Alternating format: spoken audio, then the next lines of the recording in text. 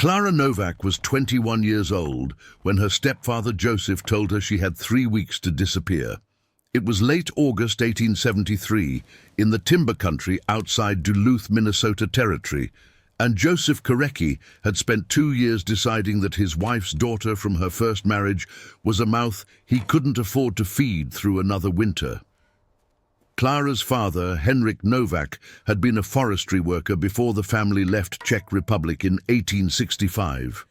Henrik understood trees the way some men understood horses or weather, deeply, instinctively, with knowledge that came from generations of working forests. He'd worked the timber around Duluth for 5 years before tuberculosis took him in the winter of 1870. Clara had been 18 when he died, old enough to remember everything he'd taught her, young enough that losing him felt like losing the ground beneath her feet. Henrik's widow, Anna, had remarried within a year. Joseph Korecki was practical rather than cruel, a lumber camp worker who needed a wife, and saw Anna as practical choice rather than romantic one. He brought no cruelty to Clara exactly, but he brought no patience either.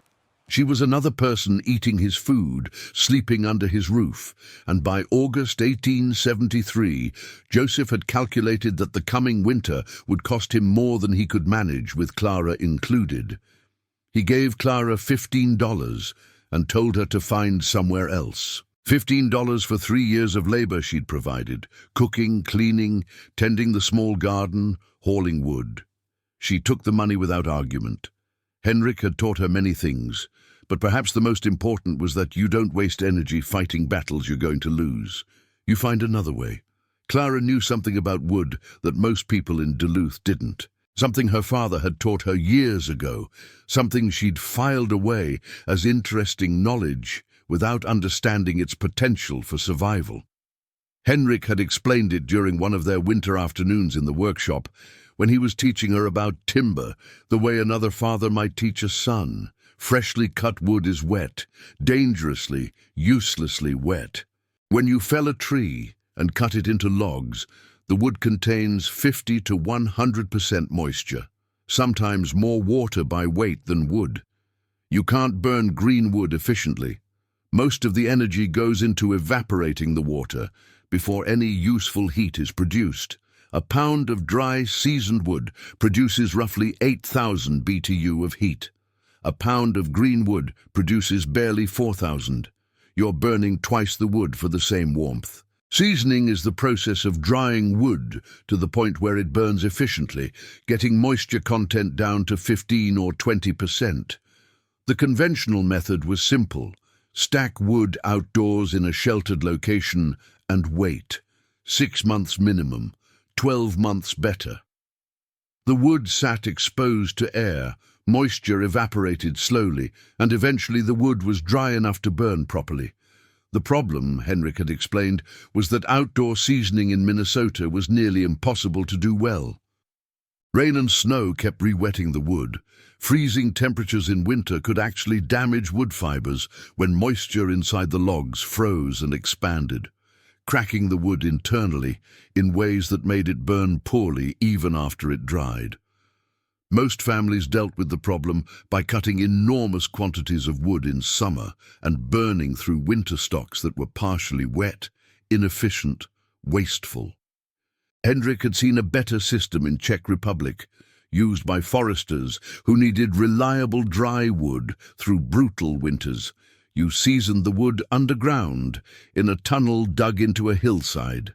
The constant underground temperature prevented frost damage.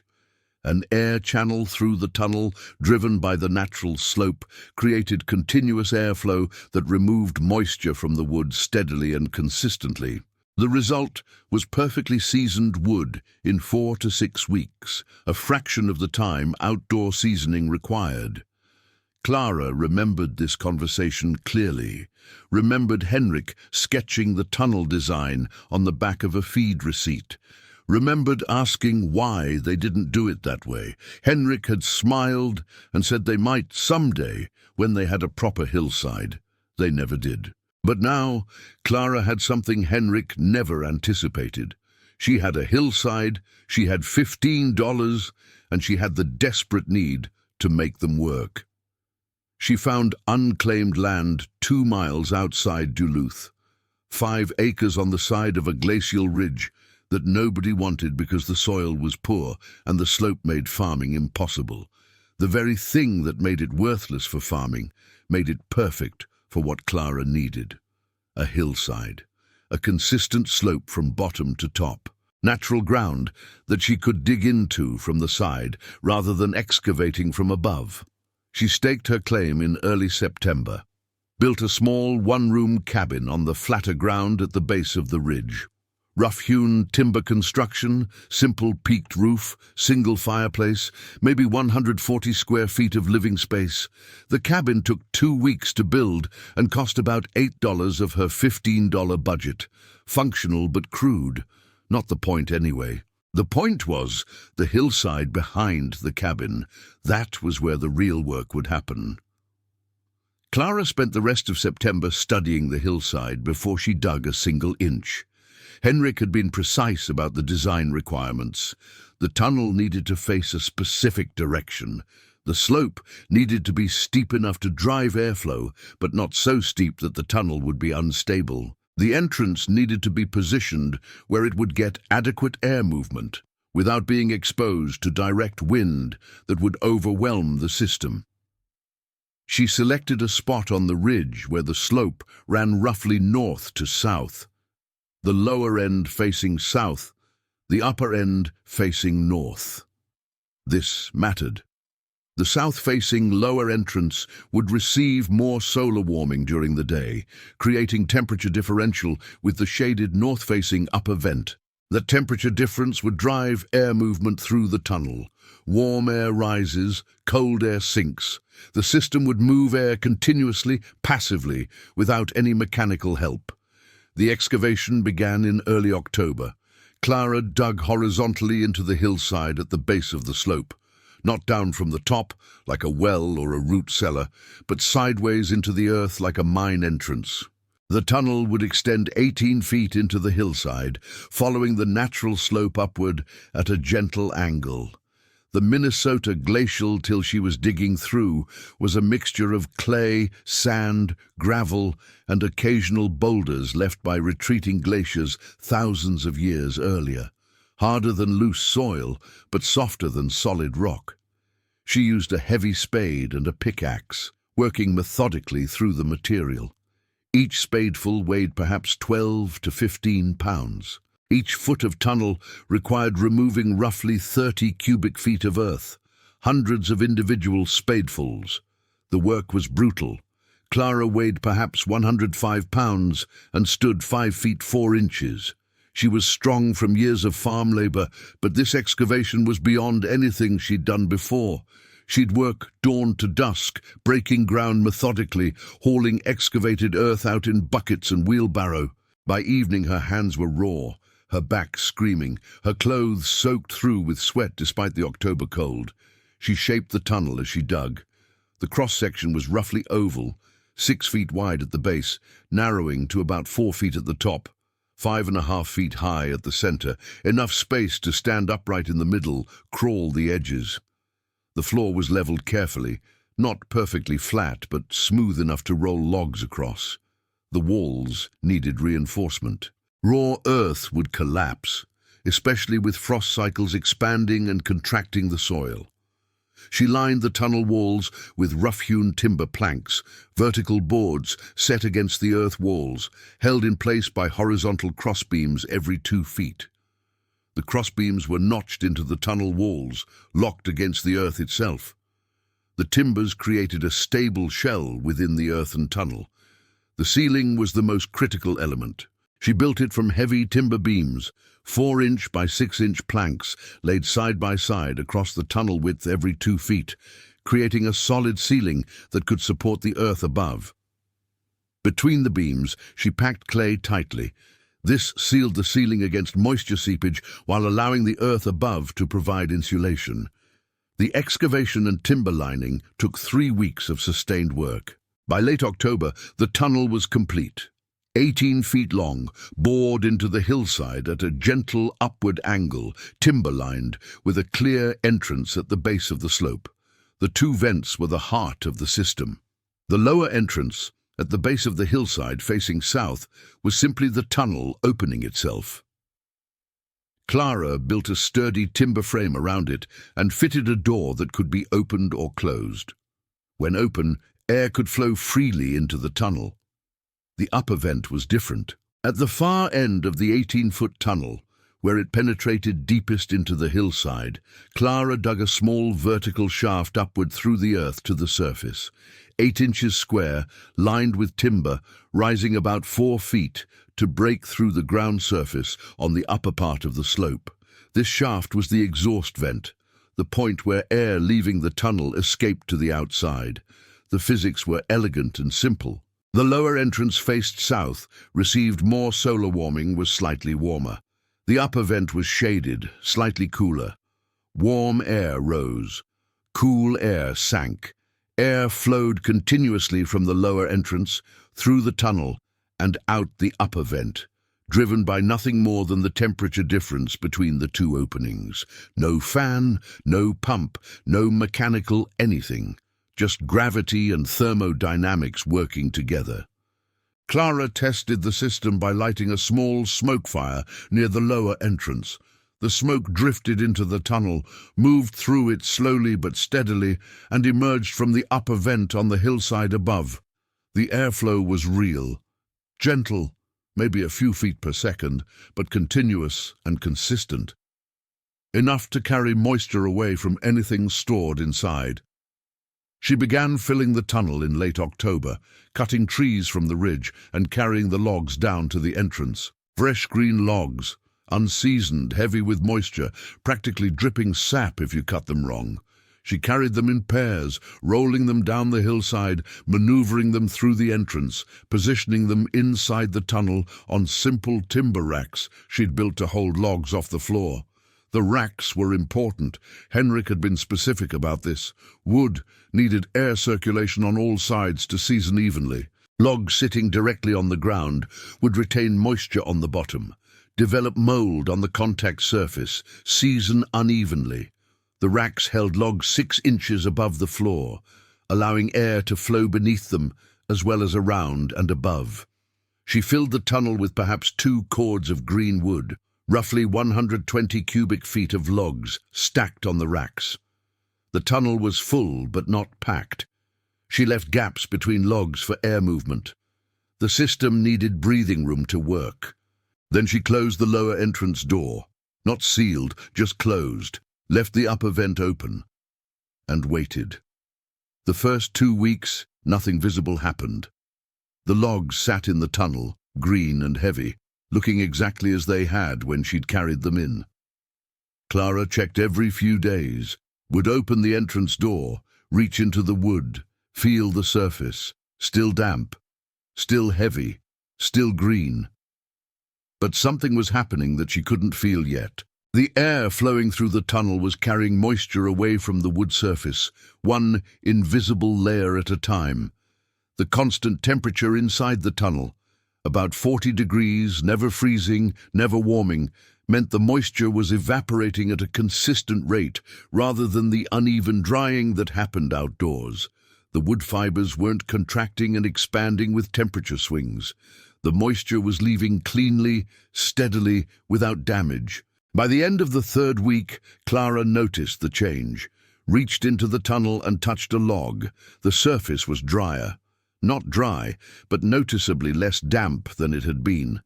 The smell had shifted too. The sharp green sap smell was fading, replaced by the warmer, woodier smell of drying timber. By week 4, the transformation was unmistakable. The logs had lost significant weight, she could tell by lifting one end. The surface was dry to the touch. The wood had taken on the lighter color of seasoned timber. She split one log with her axe to check the interior. The cross-section showed wood that was perhaps 60% of the way to fully seasoned, moisture content dropping steadily. By week 6, the wood was done. Fully seasoned, 15 to 20% moisture content. Clara split a test log and held a match to a chip. It caught immediately, burned hot and clean, with none of the sputtering and smoke that green wood produced.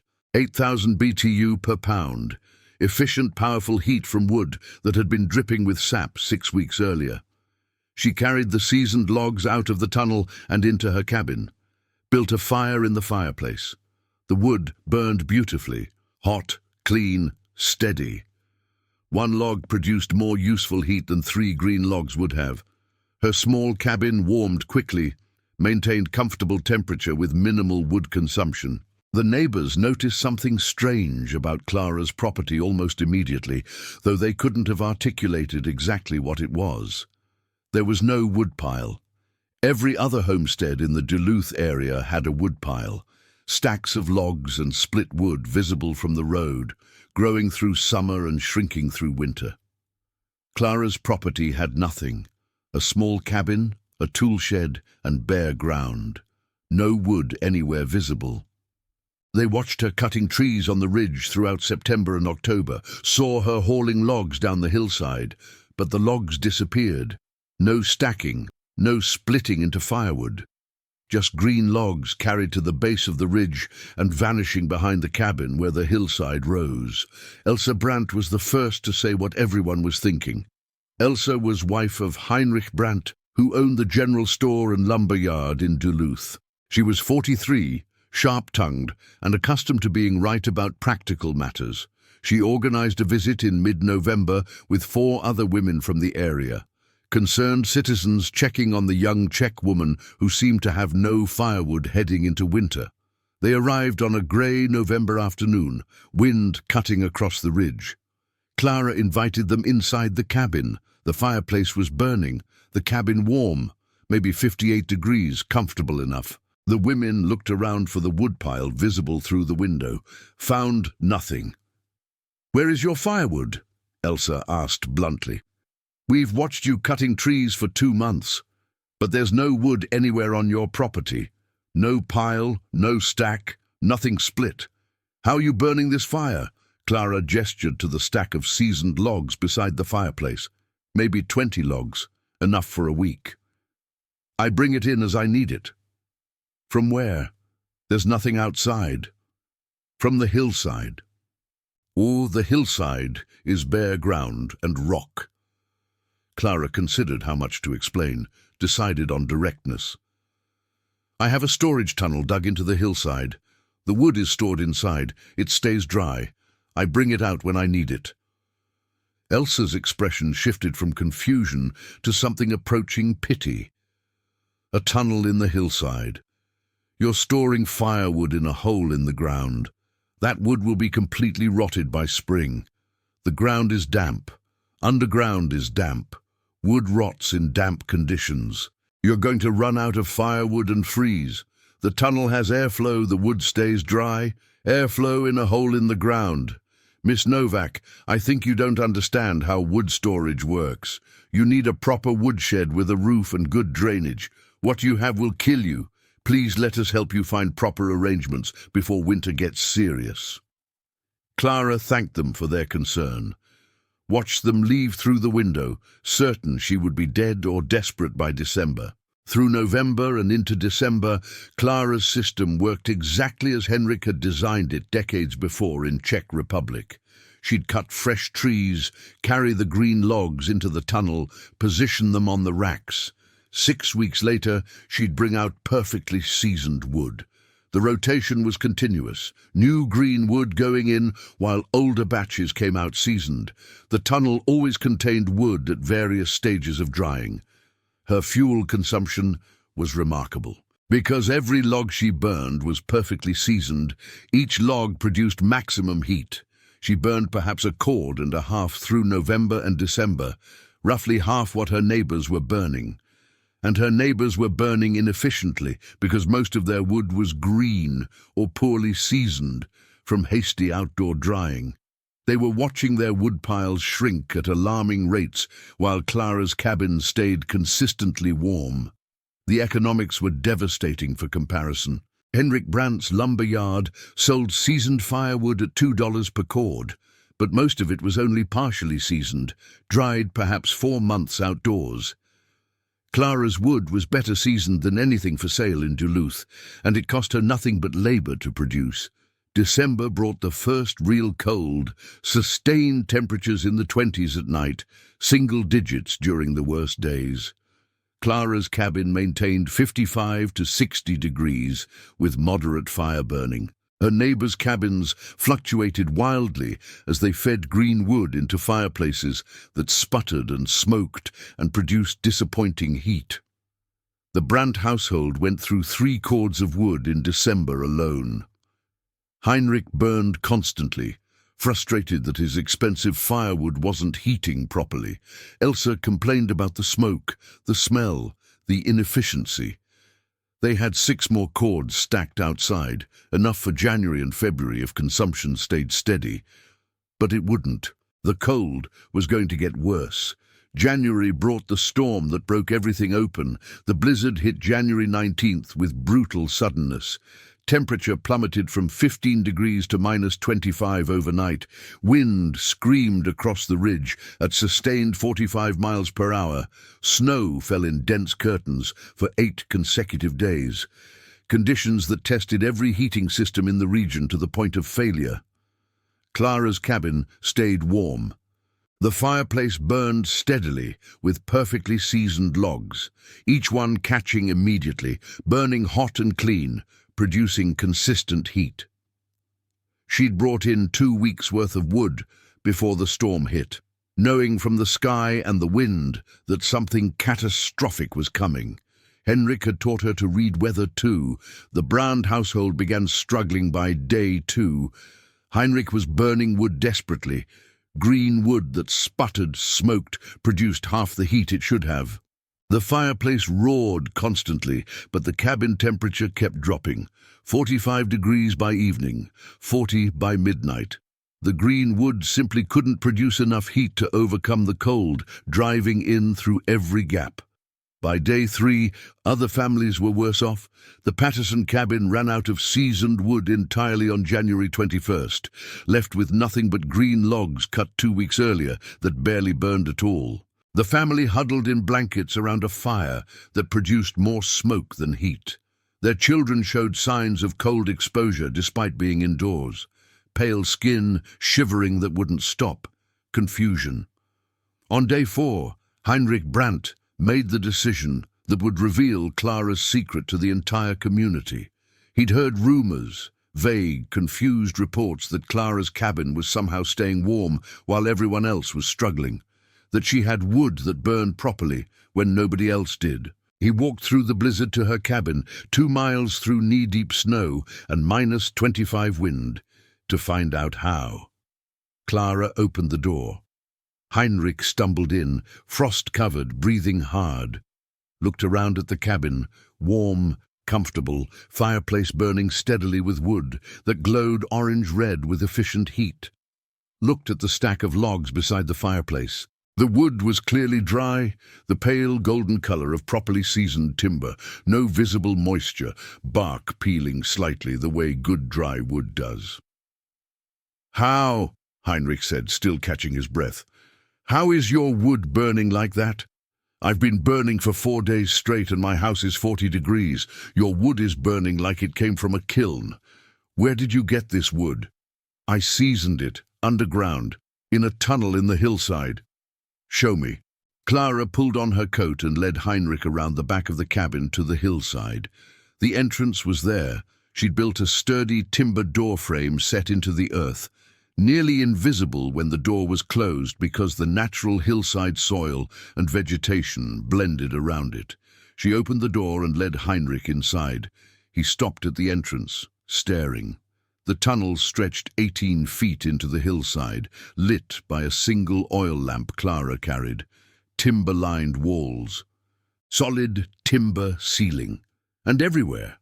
On the racks on the floor, stacked against the walls, logs, dozens of logs, all of them dry, bone dry, the golden color of perfectly seasoned wood filling the tunnel completely. "This is impossible." Heinrich said slowly. This wood is underground. Underground is damp. This should be rotted, but it's drier than anything I've ever seen. Clara explained the system, the slope-driven convection. The lower entrance warming from sun, the upper vent staying cool in shade. The natural airflow carrying moisture away from the wood continuously. The constant temperature preventing frost damage. The 6-week seasoning time. You put green wood in here and it comes out dry in 6 weeks? Heinrich touched a log, ran his fingers along the surface, completely dry. Knocked on it with his knuckles, the hollow sound of properly seasoned timber, not the dull thud of wet wood.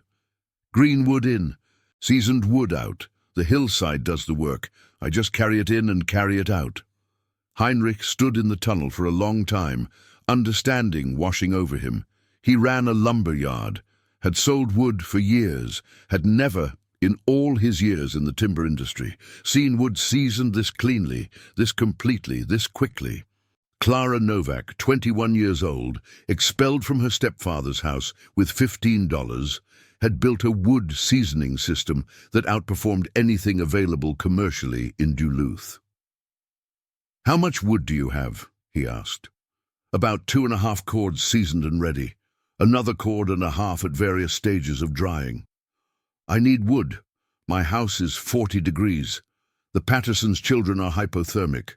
Half the families in the area are running out or burning garbage because their wood won't burn. How much can you spare?" Clara looked at the tunnel full of wood, looked at Heinrich, a man whose wife had come to her cabin weeks ago, convinced she'd freeze to death, a man who ran a lumber yard and had never considered underground seasoning. "Take what you need," she said. "Take enough for the Pattersons too. Enough for anyone who needs it."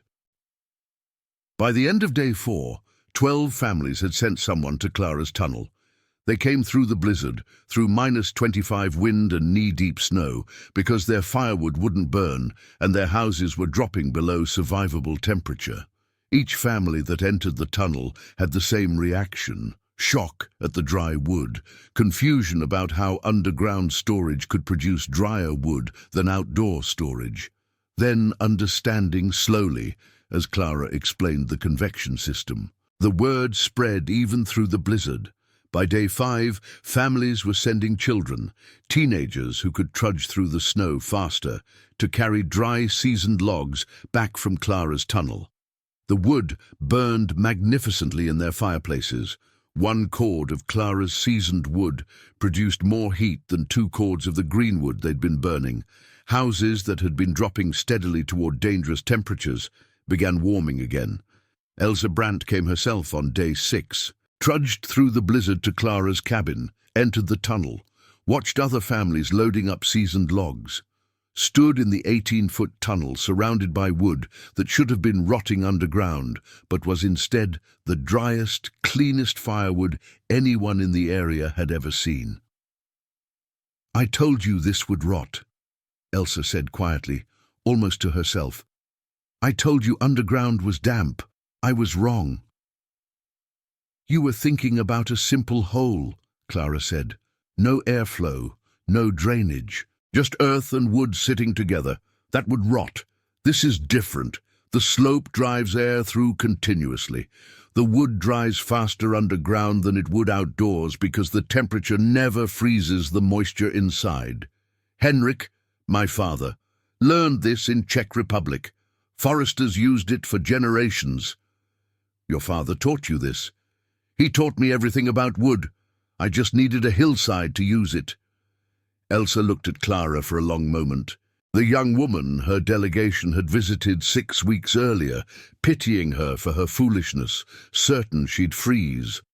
The young woman whose cabin had no visible firewood and whose neighbors had assumed she was doomed, standing in a tunnel full of the best firewood any of them had ever burned, explaining a system that had been keeping her warm while they suffered.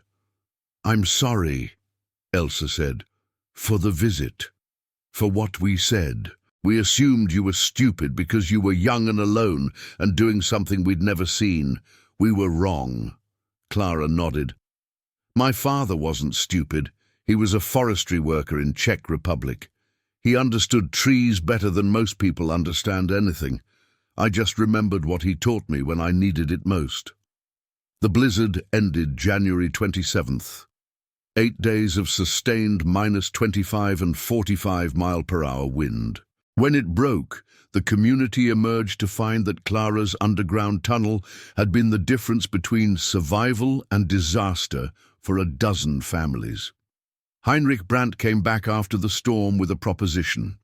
He wanted to understand the system thoroughly, wanted to build similar tunnels for the lumber yard, season wood underground for commercial sale. The wood would command premium prices. He offered Clara consulting work, payment for explaining and helping design the tunnels.